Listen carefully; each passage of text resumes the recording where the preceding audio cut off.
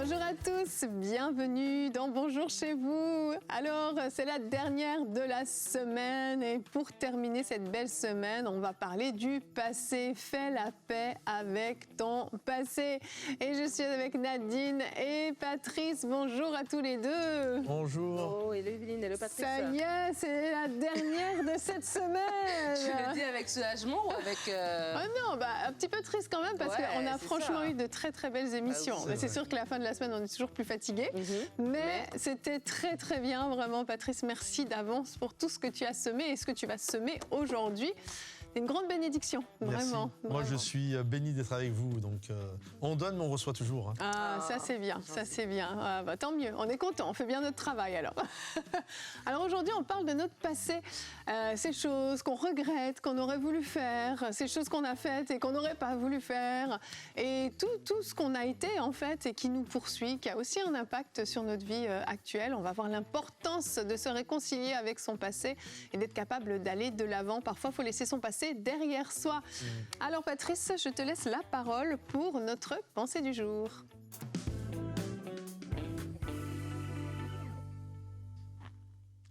Une des choses souvent qu'on va regretter, qui peut être liée à notre passé et notre présent, parce que ça impacte, ça influence directement. Il y a beaucoup de choses qui peuvent nous empêcher de vivre notre présent pleinement.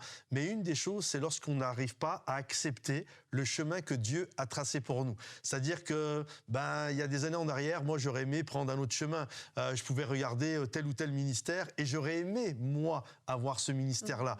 Et c'est difficile d'être en paix dans son présent quand on n'a pas fait la paix, tout simplement, avec le chemin que Dieu nous a tracé et qu'on est sans cesse en train de regretter, finalement, un autre chemin. Et je crois qu'il y a un appel à avoir cette résolution de ne pas être jaloux, peut-être, des gens qui peuvent être autour de nous et à qui Dieu a donné un chemin et c'est pas notre chemin. Et à faire la paix avec ça. Il y en a, ça fait 2 ans, 5 ans, 10 ans, 15 ans que vous rêveriez d'être autre chose que ce que Dieu a fait de vous. Et tant que vous n'êtes pas en paix avec ce que Dieu a fait de vous, alors vous ne pourrez pas vivre pleinement votre présent. Vous serez toujours dans le regret, des regrets. Et il y a vraiment un appel à être en paix avec ça. C'était le 23 août, avant la rentrée, j'ai réuni toute mon équipe pastorale et on était à la maison. Et je leur ai partagé une pensée biblique. La pensée, c'était sur Jotham. Jotham, c'est le fils de Gédéon. La Bible nous dit que Gédéon a eu beaucoup d'enfants, 70 je crois. Et Jotham était l'un de ses enfants. Et à un moment donné, Jotham va donner une parabole. Et je trouvais que c'était une parabole qui était très intéressante sur un figuier, un olivier et la vigne, puis ainsi que des ronces. Et c'était très intéressant parce que j'ai même pas fait gaffe. Mais quand j'étais en train de l'apporter à ceux de mon équipe, j'étais sous un figuier, sous un olivier, okay. Et il y avait une branche de figuier du voisin qui dépassait chez nous. Derrière, il y avait une ronce et j'ai une vue sur les vignes. Et donc, en fait, tout était là. Et la pensée de Jotham, c'est que un olivier doit être heureux d'être un olivier, un figuier doit être heureux d'être un figuier, etc. Et en fait, quand on y réfléchit, c'est vrai que un olivier, c'est chouette quand même. C'est quand même un bel arbre. Tu peux pas regretter d'être un olivier. Puis un figuier, c'est pareil. C'est quelque chose de chouette, un figuier. C'est un bel arbre, un figuier. C'est un fruit qui est exceptionnel. Et la vigne, le raisin, tout ce que ça produit, vraiment, les trois sont au top. Et je me dis combien d'entre nous, il y en a un, c'est un figuier, un olivier, une vigne, et on regrette ce qu'on est. J'aurais tellement aimé être un olivier. J'aurais tellement être un figuier. Et en fait, je pense que c'est le drame de beaucoup d'entre nous. Ouais. Et c'est ce qui fait qu'on n'arrive pas à être bien dans son présent. C'est parce que on aurait rêvé être quelqu'un d'autre. On aurait rêvé d'avoir le fruit de quelqu'un d'autre. Et on est en train de négliger son propre fruit. En fait, je suis une vigne et c'est juste magnifique de faire des raisins. Je suis un olivier, c'est juste magnifique. En fait, la parole de Dieu ne nous dit pas qu'il y a un arbre qui est mieux qu'un autre. Il y a juste des fruits différents. Et une des choses qui nous vole notre présent, c'est le regret qu'on a pu avoir dans notre passé. Parce que parfois, on a vu des ministères et c'est à ça que je veux ressembler. C'est à ce ministère-là que je veux ressembler. C'est ce fruit-là que je veux. Et tant que je n'ai pas fait la paix avec qui je suis et ce que je ne serai jamais, je ne peux pas vivre pleinement mon présent. Et j'aimerais t'encourager aujourd'hui, peu importe l'arbre que tu es, il n'y a pas un mauvais arbre, il n'y a pas les figues, c'est pas bien, ou les oliviers, c'est pas bien. Tout est vraiment ce qu'il y a de mieux à partir du moment où tu acceptes le fruit que tu es, l'arbre que tu es, que tu sais faire la paix avec ça, et à partir du moment où tu fais la paix avec qui tu es, alors la grâce de Dieu va faire que tu vas bien vivre ton présent. Tu ne seras pas dans le passé avec des regrets, mais tu vas pouvoir avoir le fruit que Dieu t'appelle à avoir aujourd'hui. Alors, fais la paix avec toi-même, fais la paix avec le chemin que Dieu t'a tracé et arrête d'avoir des regrets. Amen, amen. Merci Patrice. J'aime bien l'angle que tu prends parce que c'est vrai que quand on pense à passé, on peut penser à plein de choses en fait, à des blessures qu'on a vécues, des choses. Mais il y a cet aspect du rêve qu'on avait peut-être quand on était enfant, quand on était ado, même jeune adulte. On avait ce rêve de qui on allait être, comment on allait être, quelle personne adulte on allait être, ce qu'on allait faire, ce qu'on allait accomplir, ces espèces de rêves où on a des étoiles plein les yeux qui sont plus ou moins réalistes parfois. Et puis, il y a un moment donné où tu es devenu grand et tu as l'âge que tu avais que tu imaginais avoir, mais en fait, tu n'es pas du tout là où tu imaginais avoir. Et c'est vrai que ça peut être douloureux. C'est un constat qui peut faire mal et puis on peut très vite tomber dans l'amertume et dans le regret. Et c'est là où ça devient compliqué, c'est que finalement, ce regret va venir polluer ton présent, empoisonner ton présent. Au lieu d'être satisfait de ce que tu as, tu vas finalement toujours regretter en fait ce que tu n'as pas eu. Au point où le peuple d'Israël, quand ils ont quitté l'Égypte, ils ont réussi à regretter l'Égypte parce qu'ils s'étaient fait une idée de ce qu'ils allaient vivre quand ils allaient sortir de l'Égypte. Et il n'y avait pas le désert dans leur idéal. Et donc au point où tu vas regretter, alors que si tu es objectif sur toi-même, quand tu remontes le temps, la réalité c'est que soit c'était absolument inaccessible ce rêve-là, mais c'était peut-être pas du tout le plan de Dieu non plus pour ta vie. Et en fait, tu commences à contempler ton présent et à apprécier ton présent et puis à continuer à rêver pour ton avenir parce que on est à un moment de notre vie, mais on n'est pas arrivé au bout non plus. Et parfois, je crois que vraiment, on s'auto-torpille nous-mêmes, en fait, à tellement se court-circuiter, d'avoir l'impression d'avoir tout échoué, tout raté, et que c'est fini. Et on annule tout espoir d'apprécier le moment présent, de contentement, d'autosatisfaction de ce qu'on est en train de vivre, de là où on en est. Et c'est vraiment dommage parce qu'on se fait voler, en fait. Et ce qu'il dit, en fait, moi, j'ai trop aimé sa pensée parce que c'est vrai que pour pouvoir apprécier aujourd'hui et même rêver à demain, c'est cette réalisation de faire la paix avec hier. Et je crois que, tu sais, la parole dit que tout concourt au bien de ceux qui aiment Dieu et sont appelés selon ses desseins. Et je crois que nous-mêmes aussi, quand on se dit, tiens, OK, c'est ça mon parcours, je vais peut-être idéaliser la vie de quelqu'un d'autre. Je ne connais pas sa vie au complet. Je connais ce que je vois de l'extérieur. Mais peut-être que les luttes qu'il a eues, les tempêtes qu'il a eues pour arriver où il en est, ben moi, je n'aimerais pas traverser ça. J'aurais peut-être pas été capable de porter sa croix. Et c'était sa croix à lui. Et je crois que nous-mêmes, lorsqu'on réalise que, tiens, si toute chose concourt au bien de ceux qui aiment Dieu, mon passé, c'est arrivé à ce moment-là. Peut-être il y avait des choses que j'ai faites, d'autres choses m'ont été imposées, mais n'empêche que ce parcours-là m'a amené où je suis aujourd'hui. Et à partir d'aujourd'hui, alors que je fais la paix avec ça, et non de dire, j'aurais dû commencer mon ministère à 20 ans, pourquoi est-ce que quand j'avais 20 ans, j'y ai pas pensé, ouh là là là là là là. Non, je me dis, tiens, ça c'est mon parcours, ça m'a amené jusqu'ici. Seigneur, merci pour ce que j'ai traversé. Seigneur, peut-être à tel moment, je n'ai pas écouté. Merci parce qu'à partir d'aujourd'hui, je réalise l'importance de t'écouter. Maintenant, je comprends certaines choses. Merci pour ce que tu m'as guéri. Merci pour ces personnes aussi, peut-être, qui m'ont blessé, qui m'ont trahi, mais j'ai appris à partir d'eux. Je ne suis pas restée là-dedans. Et tout ça, je sais que j'amène tout ça devant toi et tu vas être capable de faire quelque chose. C'est comme une maman qui, à la fin de la semaine, fait une sauce. Elle va faire une soupe, elle va prendre des patates qui va rester, les poivrons qui restent. Et ça a l'air de rien. Mais parce qu'elle sait faire, elle va tout mettre ça ensemble et puis ça va faire une bonne soupe en fait. Et je crois que nous-mêmes aussi en tant qu'enfants de Dieu, il faut vraiment qu'on se dise, tiens, Seigneur, ma vie, c'est tous des morceaux dans tes mains et tu es capable de faire quelque chose avec. Et comme Patrice dit, je ne veux pas regretter mon passé, il s'est arrivé. Mais je veux me dire, tiens, je peux encore avancer et tout ce qui m'est arrivé va contribuer. Tu sais, c'est Paul, on parlait de Paul une fois, puis on se disait comment il écrivait alors qu'il était même en prison, il vivait des choses difficiles. Et il a dit, tout ça, ça a contribué à l'avancement de l'Évangile. En fait, toutes les choses qui lui est arrivées. Je crois que quand on a cette perspective-là, on n'est plus dans le regret, puis on est capable d'avancer, en fait. Ouais, complètement. Il y a tellement de choses à accepter de son passé, des blessures qu'on a pu avoir, les joies qu'on a pu avoir, des amitiés brisées. Oui. Des gens qui ont été avec nous pendant une saison et qui sont plus là aujourd'hui. Et nous, des moments, on est là et on va chercher les gens. Non, s'il te plaît, reviens. Et sans comprendre que ils sont pas dans le. Si Dieu avait voulu qu'ils soient avec nous, ils seraient encore là. Ouais. Et tout ça, c'est des choses qui nous empêchent. C'est un peu comme des chaînes qui nous empêchent de nous envoler vers le présent, vers tout ce que. tout ce que Dieu a pour nous. Et en fait, il faut faire la paix. Il faut faire la paix avec, OK, tu vois, c'est un peu, tu parlais de Paul. Paul, à un moment donné, va dire, Alexandre le forgeron m'a fait beaucoup de mal. Point, il passe à autre chose. Il ne reste pas 15 ans dessus. Il ne s'étale pas. Allez, en fait, il est dans la case de, il m'a fait beaucoup de mal, mais next, je passe à autre chose. Et à côté, maintenant, lui, il m'est utile pour le ministère, et puis etc. Et on voit que Paul a appris que je ne reste pas bloqué là-dessus. Et nous, on a tendance à rester bloqué là-dessus. C'est un peu ce qu'on partageait. J'ai appris à aimer Dieu, peu importe.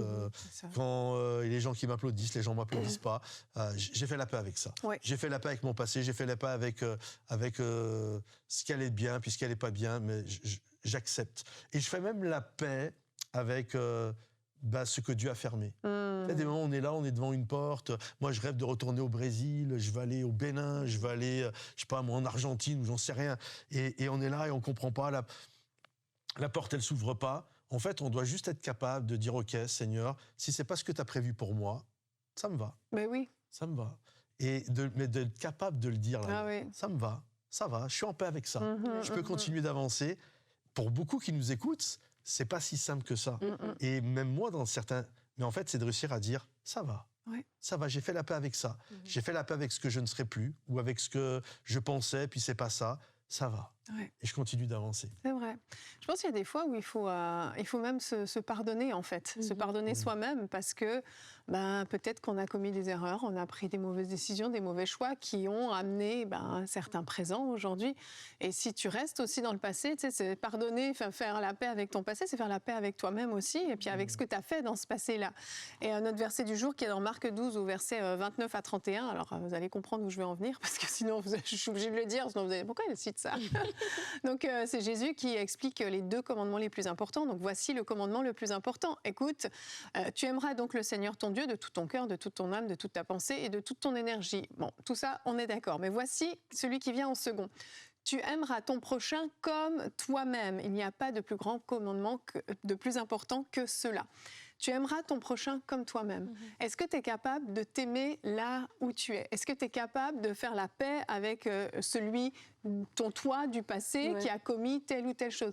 Comment tu peux être utile entre les mains de Dieu, aimer ton prochain comme toi-même? Tu sais, Jésus, quand même, il explique que dans ces 2 versets, on a tout accompli. On a accompli toute la loi, quand même. Donc, comment tu peux être utile entre les mains de Dieu, servir Dieu, si tu n'es pas capable de t'aimer toi-même, si tu n'es pas capable de te pardonner, si tu n'es pas capable de regarder même le toi d'avant et puis de dire, ça a été fait, ça a été fait, je ne peux pas revenir en arrière, ça a été fait, si c'était à refaire, je ne ferais pas les choses comme ça, mais ça a été fait et je choisis d'aller de l'avant, je choisis de me pardonner. Je ne suis plus cette personne, qui a commis telle et telle erreur, je ne suis plus cette personne qui me suis complètement trompée. Oui, les conséquences sont avec moi aujourd'hui et je suis prêt à en assumer les conséquences parce que ça fait partie de cette erreur que j'ai commise, mais je ne reste pas bloquée par cette erreur que j'ai commise dans le passé et j'arrête de toujours m'en vouloir, toujours me regarder avec mépris, me minimiser, même m'humilier, me mettre dans des situations où mon estime descend plus bas que terre à cause du passé, à cause de ce que j'ai fait.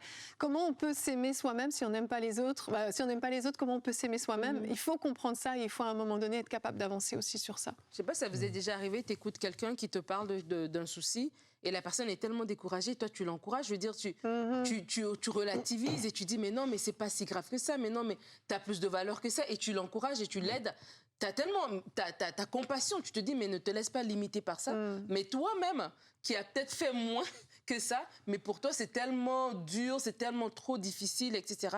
Et je crois que des fois on est très dur envers nous. Lorsque les autres, on les entend parler, on a tout de suite la compassion, on comprend et tout. Mais pour nous-mêmes, on est très très dur. Et c'est vraiment important ce que tu dis, de s'aimer soi-même et c'est avoir cette compassion pour soi-même, d'avoir un recul envers soi-même et de dire, ok, je ne suis plus la fille de 20 ans. C'est ça. À 20 ans, je réfléchissais comme une fille de 20 ans. Je ne peux pas, à 43 ans, 44 ans, juger ce que j'avais fait à 20 ans avec la maturité d'aujourd'hui. Ça, c'est pas juste, en fait. Et des fois, on fait ça, en fait. On juge notre passé, mais avec le point de départ d'aujourd'hui, avec l'information qu'on a aujourd'hui. Si on avait le bagage qu'on a aujourd'hui, tout ce qu'on a accumulé. Et vraiment, c'est important d'avoir cette bienveillance, des fois, envers nous-mêmes. C'est ça qui va nous permettre de faire la paix avec notre passé, avec nous, et de faire confiance au Seigneur pour la suite et de vraiment devenir aussi de façon vraiment aussi, OK Seigneur, qu'est-ce que j'ai appris? Et même là, une fois que tu as fait la paix avec toi, ton passé et que tu te regardes de cette façon-là, tu peux même mieux réfléchir. Mais oui, parce que tu tires des leçons, voilà, en fait. Voilà, exactement. Pour rebondir sur ce que vous dites, alors ça ne s'adresse pas à tout le monde, ce que je vais dire là, ça s'adresse à quelques-uns.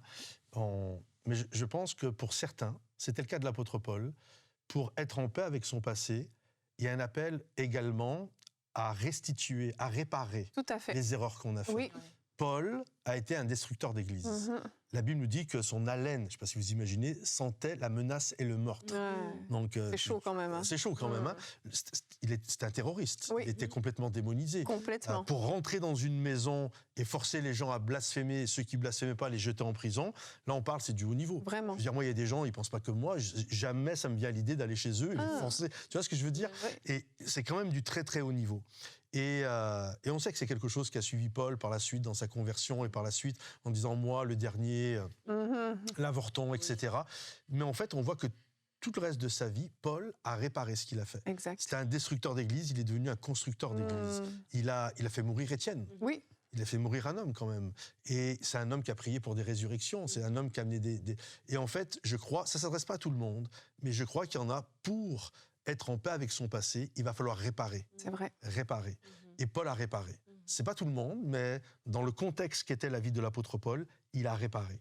Et je crois que ça, c'est très important. C'est pour quelques personnes. Oui. Mais tu ne pourras jamais être en paix avec ton passé tant que tu n'as pas réparé. Ça ne veut pas dire que Dieu t'a pas pardonné, mais il y a un appel à réparer. Oui, et réparer, ça peut être juste demander pardon aussi. Tu sais, c'est pas, il y a plusieurs cas de figure, hein, mais c'est pas obligé d'être l'appel de ta vie, comme c'était le cas pour Paul, parce que bon, on était d'un extrême à un autre. Mais parfois, je sais pas, tu as été une mauvaise mère ou un mauvais père avec tes enfants, tu t'es mal comporté avec eux, tu les as toujours rabaissés, tu les as, je sais pas, frappés. Mais aujourd'hui, tu réalises, tu regrettes. Tu ne peux pas revenir sur la mère ou le père que tu as été, mais par contre, est-ce que tu peux demander pardon? Est-ce que tu peux tenter de rétablir la relation et puis de montrer que tu as changé et de reconstruire peut-être l'estime de tes enfants là où tu les démolissais, tu les reconstruis.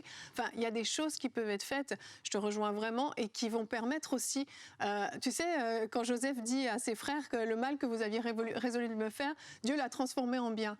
Ben, il y a des situations comme ça où ton passé, le diable a voulu tellement te pilonner, a voulu tellement t'écraser, te faire chuter dans ton passé, mais toi, tu choisis de le transformer en bien. Paul, c'est exactement ce qu'il fait. Ça se transforme en bien. Et tu deviens, oui, aussi extrême dans le positif que tu étais extrême dans le négatif. Et tu peux choisir, en fait, c'est ça, je pense, la clé de tout ce qu'on est en train de dire, c'est que tu peux choisir ton présent. Tu peux choisir comment tu vis ton présent. Tu peux plus revenir sur ton passé. C'est pas possible. Faut vraiment tirer un trait sur cette case-là. Tu ne peux pas revenir en arrière. C'est pas possible. Ça n'existe pas. La machine à remonter le temps, ça n'existe pas. Mais qu'est-ce que tu fais de ton présent? Comment tu vis ton présent? Comment tu utilises ton temps actuel? Ça, je pense que ça aide à prendre un petit peu de la hauteur et puis à être capable d'être utile entre les mains de Dieu, là, maintenant, dans cette saison actuelle. Absolument. Et sur quoi est-ce que tu portes ton regard? À quoi tu es focalisé? Je crois qu'il y a pas longtemps, il y avait une grosse tempête et je roulais et c'était terrible. Je voyais rien du tout. Mais en fait, toi, il y a la neige, il y a tout ça qui vient. Il y a des éléments qui veulent que tu regardes à gauche, à droite. Mais si tu te mets à regarder à gauche, à droite, tu vas sortir de la route, en fait. Oui. Et donc, tu dois te concentrer à regarder devant. Et là, tu as comme peut-être 2-3 bandes qui sont comme tes garde-fous, tes repères qui te permettent d'aller devant, en fait. Et je crois que lorsqu'on parle de faire la paix avec son passé, l'ennemi va souvent nous amener la honte, les souvenirs d'avant, des fois des gens qu'on a connus avant, qui nous ont connus dans notre vie qu'on regrette, et ça va comme venir comme ça pour nous rappeler tout le temps, tu es encore cette personne-là. Nous rappeler tout le temps, c'est encore là, alors que nous, on a changé. Et donc, on doit maintenant nous ramener en arrière. Donc, on doit vraiment se focaliser en disant d'abord la rencontre que j'ai faite avec Jésus-Christ est plus grande que toute erreur, que tout...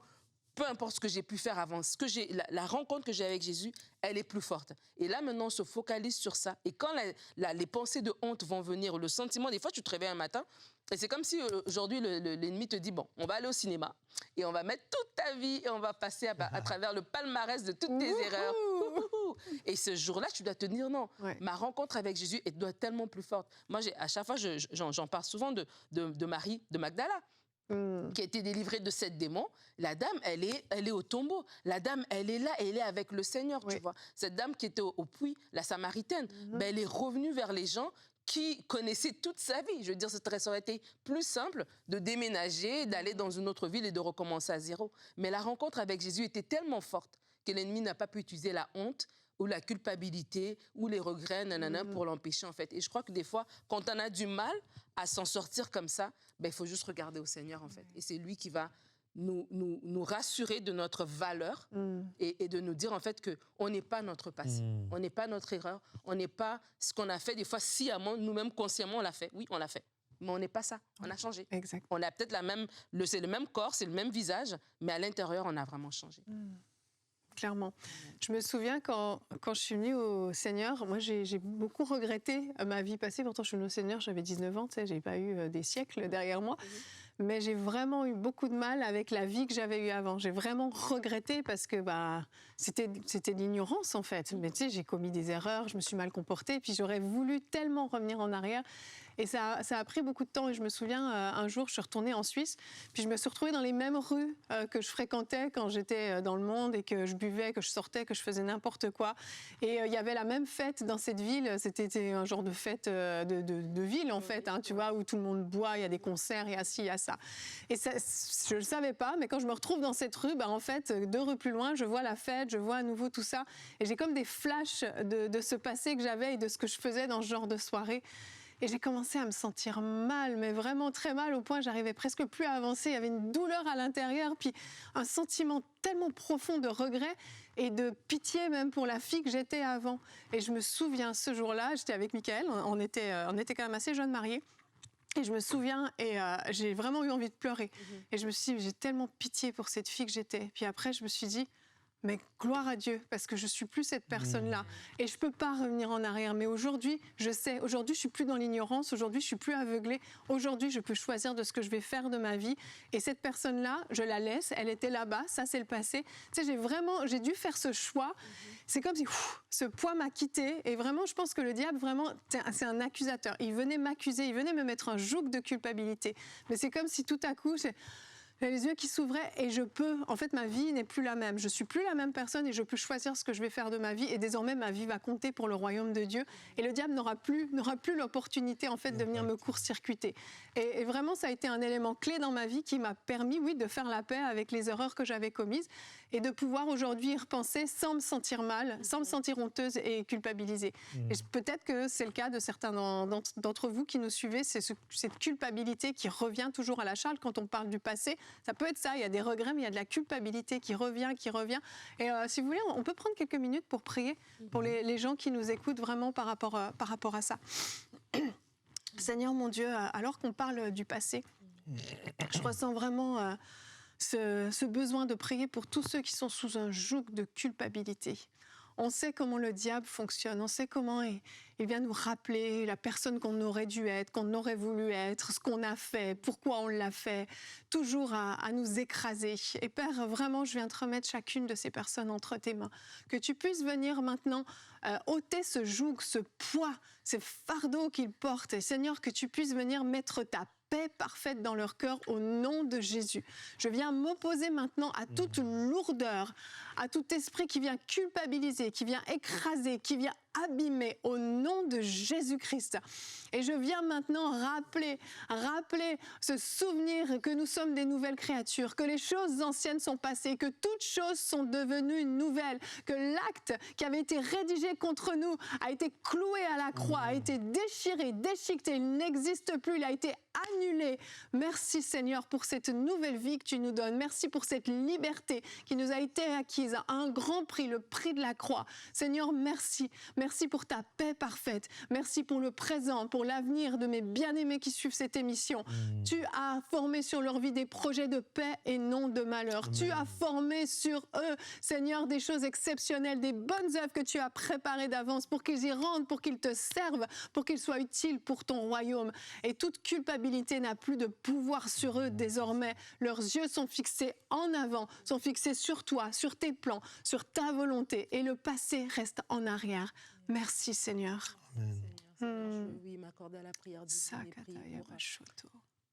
pour mes frères et sœurs qui suivent cette émission et qui sont vraiment sous la condamnation. Tu nous as pardonné. Je prie vraiment que la révélation de ton pardon soit leur partage, qu'ils réalisent qu'ils ont été pardonnés, lavés, que tu leur regardes au travers du sang de Christ. Ils ne sont plus ce qu'ils étaient auparavant. Ils sont une créature nouvelle. Merci pour la révélation de ce pardon, qu'ils acceptent qu'ils ont été pardonnés. Ils sont aimés de toi, Seigneur. Ils sont précieux entre tes mains. Merci, Seigneur Jésus-Christ, parce que alors que l'ennemi viendra pour les condamner avec des paroles de condamnation, ils n'entendront plus ces paroles. Ce qu'ils vont entendre, au contraire, c'est ta croix qui parle. Ta croix parle tous les jours pour leur dire qu'ils sont acceptés, qu'ils sont gens de la maison de Dieu, qu'ils sont tes enfants, la prunelle de ton œil. Seigneur, merci. Merci pour cette révélation de ton pardon. Nous pouvons marcher la tête haute parce que nous avons été lavés, pardonnés par Jésus-Christ. Seigneur, merci pour cela. Seigneur, nous sommes reconnaissants. Je veux prier pour chaque personne vraiment qui ne se sente plus jamais sale, plus jamais en bas, plus jamais disqualifié, mais qu'il sache qu'il est aimé de Dieu, qu'il fait partie de la famille de Dieu, légitime, adopté par toi. Seigneur, merci pour ce que tu as fait pour nous. Merci pour notre passé qui est derrière nous. Merci aussi pour l'avenir que tu donnes à chacun. Je prie que celui qui était abattu aujourd'hui puisse commencer maintenant à parler, à déclarer cet avenir, à déclarer ses promesses, à déclarer cette bénédiction, cette élévation, à déclarer, Seigneur Dieu, ces choses qui sont pour lui devant lui. Si son passé l'avait condamné, toi, tu as changé les choses. Celle qui se disait qu'elle était disqualifiée, aujourd'hui, Seigneur, tu lui donnes de parler la vie, de lui parler, de parler tes promesses, Seigneur, sur sa vie. Seigneur, merci pour ce que tu as fait. Ce que nous disons, c'est la vérité. Tu nous as aimés, tu nous as pardonnés, tu as inscrit notre nom dans le livre de vie. Nous t'appartenons, nous sommes inscrits dans la paume de ta main éternelle. Seigneur, merci pour cette grâce. Merci pour cette grâce, Seigneur Dieu, cette bonté que tu as eue envers nous. Nous te bénissons, Seigneur Jésus. Merci, Seigneur. Amen. Merci, Seigneur. Amen. Patrice, est-ce que tu veux prier pour tous ceux qui regrettent vraiment ceux qui sont aujourd'hui? Tu sais, ces regrets, des choses qu'on aurait voulu faire, qu'on n'a pas faites. Seigneur, je veux te prier pour chaque personne qui a du mal à vivre son présent, parce qu'il est collé à son passé, parce qu'il y a toujours ces regrets de « j'aurais aimé faire ceci, j'aurais aimé faire cela, j'aurais aimé tel homme, telle femme ». Et avec comme si ça avait avorté et totalement arrêté ce que la personne est aujourd'hui. Seigneur, comme Pierre, tu es revenu le chercher alors qu'il t'avait renié, Seigneur mon Dieu, tu es venu lui redonner le flambeau. Tu lui as dit, fais paître mes brebis, nourris mes brebis. Quand bien même Pierre avait vraiment péché, quand bien même Pierre avait vraiment des regrets pour être retourné dans son travail, tu es quand même venu lui redonner son mandat. Parce que tant que toi, tu dis ce n'est pas la fin, alors ce n'est pas la fin. Amen. Alors je prie pour toutes les personnes qui nous écoutent, Seigneur mon Dieu, que ta grâce se manifeste dans leur vie, Seigneur, et qu'ils puissent saisir qu'avec toi, il y a toujours de l'avenir et de l'espérance. Oui. Dans le nom de Jésus, Père. Amen. Amen, amen. Amen. Merci à tous les deux. Merci pour cette belle émission, Patrice. Merci pour cette semaine passée en ta compagnie. Ces 3 journées étaient vraiment une source de bénédiction. Merci d'avoir semé dans Bonjour chez vous. Merci, merci, merci. Tu reviens quand tu veux. C'est gentil. À la maison ici. Ça fait 2-3 fois, je viens une fois par année et je trouve que c'est bien. Je suis très heureux d'être avec vous. Merci, c'est un plaisir vraiment de t'avoir. Merci d'avoir été avec nous également. Je vous souhaite à tous un très très bon week-end, bon temps dans vos églises locales. Vraiment, profitez de ce moment pour louer le Seigneur de tout votre cœur pour la créature merveilleuse que vous êtes. Et on se retrouve lundi pour de nouvelles émissions. Bonjour chez vous.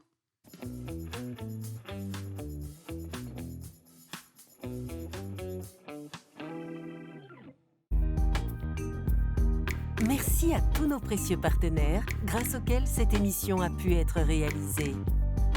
Vous aussi, rejoignez la grande famille des partenaires d'EMCI TV en faisant un don sur emcitv.com/don.